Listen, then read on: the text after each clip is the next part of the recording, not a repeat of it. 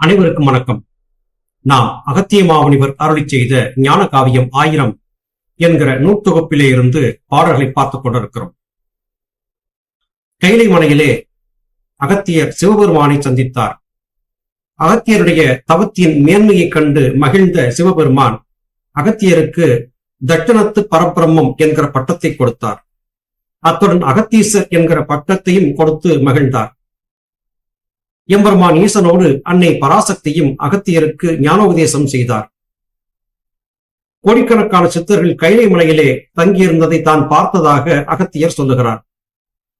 அங்கே சென்றிருந்த போது வியாசமுனிவரும் தன்னுடைய 16 லட்சம் சீடர்களோடு அங்கு வந்திருந்ததாகவும், எம்பெருமான் தனக்கு கொடுத்த பட்டத்தை பார்த்து அகத்தியருக்கு பொறாமை ஏற்பட்டது என்பதாகவும் பலவிதமான நுணுக்கங்களை சொல்லி வருகிறார். அப்படி என்னதான் நடந்தது கைலை மலையிலே? வாருங்கள் இன்றைய பதிவிலே பார்க்கலாம். விளக்கம் என்ற ஞானமொழி காவியம்தான் இந்நூல். விளம்பினார் 1000 அகத்தியன் ஈசன். அழக்கம் என்ற அகத்தீசர் பறையும் ஈசன் அகத்திலே வரவழைத்து மகத்துவம் சொன்னார். நிலம்பினதோ ரிஷிதேவர் தம்முக்காதி நீடுலகில் அருள் செய்தீர் நேர்மையாக. பழக்கம் என்ற வலது பக்கம் வரவழைத்து பானு உமையும் அகத்தியருக்கு உபதேசித்தார். ஞானமொழியை காவியமாக இந்த நூலிலே நான் சொல்லியிருக்கிறேன். 1000 பாடலை கொண்ட இந்த நூல் தொகுப்பிலே எனக்கு ஏற்பட்ட ஞான அனுபவங்களை எல்லாம் நான் சொல்லியிருக்கிறேன் என்று அகத்தியர் புலத்தியருக்கு சொல்லி இந்த நூலை எழுதச் செய்திருக்கிறார் என்பது தெரிகிறது. அகத்தீசர் என்கிற பெயரை சொல்லி ஈசன் அவரை அழைத்தார் என்று இங்கே குறிப்பிடுகிறார். தன் அருகிலே வரவழைத்து தனக்கு வலது பக்கத்திலே அகத்தியருக்கு இடம் கொடுத்து அமரச் சொல்லி அகத்தியருக்கு ஞான உபதேசங்களை எல்லாம் எம்பெருமான் ஈசன் சொல்லிக் கொடுத்தார் என்று இங்கே இந்த நூலிலே தெரிகிறது. அது மட்டுமல்ல, இந்த உலகிலே நீண்ட நெடிய காலம் வாழ்ந்திருந்து மக்களுக்கு ஞான கருத்துக்களை சொல்லிக் கொடுக்கக்கூடிய புண்ணியத்தை நீங்கள் செய்யுங்கள் என்று அகத்தியர் நல்லபடியாக வாழும்படியாக தென்பகுதிக்கு பொதிகை மலைக்கு எம்பெருமான் ஈசன் அனுப்பி வைத்தார் என்பதாக புரிந்து கொள்ள முடிகிறது. தென்பொதிகை ஈசன் என்றே அகத்தியர் அழைக்கப்படுகிறார். பொதிகை மலையிலே அகத்தியருடைய ஆசிரமம் இருந்த இடங்கள் இன்னமும் இருக்கின்றன. அந்த இடங்களிலே மிகப்பெரிய அதிர்வலைகள் இருப்பதையும் பலர் அங்கே சென்று அனுபவபூர்வமாக அறிந்திருக்கிறார்கள். எம்பெருமான் ஈசனோடு அல்லாது அன்னை பராசக்தியும் அகத்தியருக்கு ஞானோபதேசம் செய்தார் என்பதை இத்திருப்பாடல் வாயிலாக நம்மால் புரிந்து கொள்ள முடிகிறது. 2ஆன பீடமப்பா சமாதி யோகம் நிகழ்த்தினோம் சிவபீடம் சிமாசனமே ஆச்சு. 1ஆன இப்பீடம் நிருத பீடம். ஓகோகோ உபதேசம் உணர்ந்தார் ஈசன். அண்டான ஆதிசிவன் வரமே தந்தார். 1008 அணுபீடம் பிரவேசித்தார். நின்றான திகழ் கோடி கோடா கோடி நிகழ்பந்த சதா கோடி ரிஷிகள் தேவர். கோடாடு கோடிக்கணக்கான ரிஷிகள் முனிவர்கள் கைலை மலையிலே குழுமியிருந்ததை அகத்தியர் பார்த்ததாக இங்கே சொல்லுகிறார். அது மட்டுமல்ல, தான் 2 இடங்களிலே சமாதி கொண்டிருப்பதாகவும் இங்கே அகத்தியர் குறிப்பிடுகிறார். சிவபீடம், அங்கே சிம்மாசனம் என்கிற ஆசனத்திலே கைலை மலையிலே தனக்கு ஆசனமும் கொடுக்கப்பட்டது. எம்பெருமான் ஈசன் இருந்த அந்த இடம் அமிர்த பீடம் என்றும் குறிப்பிடுகிறார். எம்பெருமான் ஈசன் இங்கே வந்திருக்கக்கூடியவர்களிலே கோடானு கோடிக்கணக்கான சித்தர் கூட்டம் அங்கே இருந்த போது அவர்களிலே அகத்தியரை தேர்ந்தெடுத்து அவருக்கு தட்சணத்து பரபிரம்மம் என்கிற பட்டத்தையும் அகத்தீசர் என்கிற பட்டத்தையும் கொடுத்திருக்கிறார் என்றால் எம்பெருமான் ஈசன் எந்த அளவிற்கு அகத்தியரை சரியாக கணித்திருக்கிறார் என்பதை புரிந்து கொள்ள முடிகிறது. அது காரணமாக ஆதிசிவன் அவருக்கு வரம் கொடுத்தார் என்பதாக அகத்தியர் குறிப்பிடுகிறார். ஆதிசிவன் என்கிற வார்த்தையை சொல்லும் போது சிவன் என்கிற பெயரிலே பலர் இருந்திருக்கக்கூடும். இவர் ஆதிசிவன், கைலை மலையிலே இருந்த சிவன் ஆதிசிவனாக இருந்தார் என்று புரிந்து கொள்ள முடிகிறது. அது மட்டுமல்லாது 1008 பீடங்களை உருவாக்கி அந்த பீடங்களிலே இருந்து ஞான கருத்துக்கள் உலக மக்களுக்கு சென்று சேரும்படியாக அகத்தியர் ஸ்தாபித்தார் என்பதாகவும் புரிந்து கொள்ள முடிகிறது. ஞானவிதா சுவாமி சிவானந்த பரமஹம்சர் கேரள தேசத்திலே 4 இடங்களிலே, தமிழகத்திலே சேலம் ஆத்தூர் அம்மம்பாளையம் என்கிற இடத்திலே ஒரு ஆசிரமமாக 5 ஆசிரமங்களை ஸ்தாபித்தார். பொதுவாக ஞானத்தை மக்களுக்கு போதிக்க விரும்புபவர்கள் பல இடங்களிலே கிளைகளாக ஆசிரமங்களை உருவாக்கி இருந்ததை தற்காலத்திலும் நம்மால் பார்க்க முடிகிறது.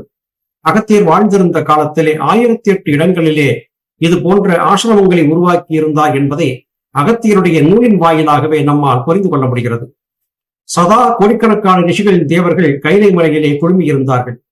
அவர்களிலே எல்லாம் தேர்ந்தெடுக்கப்பட்டவராக அகத்தியரை கண்டறிந்த எம்பெருமான் ஈசன் அகத்தியரை தென்பொதிகைக்கு அனுப்பி அங்கே சென்று மக்களுக்கு நீ நல்ல உபதேசம் செய்து கொண்டிரு என்று அனுப்பியிருக்கக்கூடிய நிலையை பார்க்கும் போது அகத்தியர் பெருமான் தமிழகத்திலே வந்து தமிழர்களாகிய நமக்கு ஞானத்தை சொல்லிக் கொடுத்தார் என்பதை கருதி பார்க்கும் போது நிச்சயம் நமக்கு மனதிலே மகிழ்வுதான் ஏற்படுகிறது.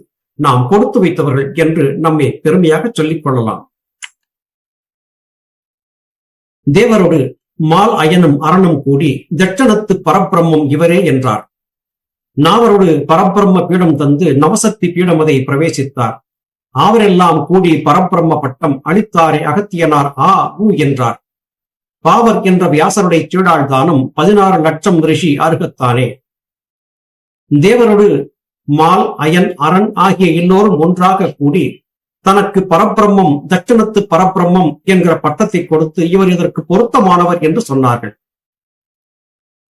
தேவரோடு என்று சொன்னதால் தேவர்கள் எண்ணற்றவர்கள் கைலை மலையிலே குழுமி இருந்தார்கள் என்றும் புரிந்து கொள்ள முடிகிறது.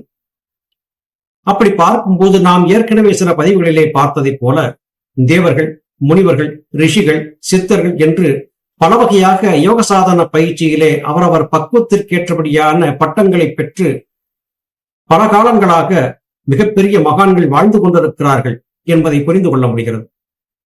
நவசக்தி பீடம் என்பதை பற்றி சொல்லிக் கொடுத்து அது போன்ற சக்தி பீடங்களை உருவாக்கி அந்த இடத்திலேயும் அகத்தியர் பெருமான் வாழ்ந்திருந்தார் என்பதை பற்றியதான குறிப்பு இந்த பாடலிலே கிடைக்கிறது. எல்லோரும் கூடி அவருக்கு பரபிரம்ம பட்டம் என்பதை கொடுத்து விட்டார்கள். சாதாரண பட்டம் பெற்றவர்களே குதியாட்டம் போடும் போது பரபிரம்ம பட்டத்தை பெற்ற அகத்தியருக்கு மகிழ்ச்சி வருவதிலே என்ன சந்தேகம் இருக்கிறது? அவர் கூத்தாடினார். எம்பெருமானை சுற்றி வந்து சிறக்கமும் செய்து தனக்கு கிடைத்த பரபிரம்ம பட்டத்திற்காக தன்னுடைய மகிழ்ச்சியை தெரிவித்தார். அகத்தியருடைய இந்த ஆட்டம் பாட்டத்தை பார்த்து வியாசருக்கு கடுமையான பொறாமையும் சினமும் ஏற்பட்டது. வியாசருக்கு மட்டுமல்ல, அவருடைய சீடர்களுக்கும் கூட அகத்தியர் மீது மிகப்பெரிய பொறாமை ஏற்பட்டது. அவரோடு வந்திருந்த 16 லட்சம் ரிஷிகளுக்கும் அகத்தியரை பார்க்க பார்க்க பொறாமை வந்தது. தங்கள் குருவுக்கு கிடைக்காத பரபிரம்ம பட்டத்தை எம்பெருமான் ஈசன் அகத்தியருக்கு கொடுத்து விட்டாரே என்கிற பொறாமை நிச்சயமாக அவர்களுக்கு ஏற்பட்டுத்தான் இருந்தது என்பதை புரிந்து கொள்ள முடிகிறது. தான் என்ற ரிஷியோர்கள் வேதம் ஒத்த தருவான நாள் வேதம் சாதியேற ஆணென்ற அதுக்கு முன் ஆண் பெண் ரெண்டு அகத்தீசர் பிரம்மசிஷ்டே வேணென்ற அகத்தியருக்கு விரும்பதாக வியாசனவர் ஈசரண்டை விரும்புவார்ப்பார். வான் என்ற சாத்திரங்கள் 6 நளினம் என்ற புராணம் 18 அகத்தியர் தான் அறிந்தவரியாக வியாசரை பற்றி எம்பெருமான் ஈசரிடத்திலே சொல்லுகிறார். ஐயா, இவர் மிகப்பெரிய தவறுகளை செய்திருக்கிறார்.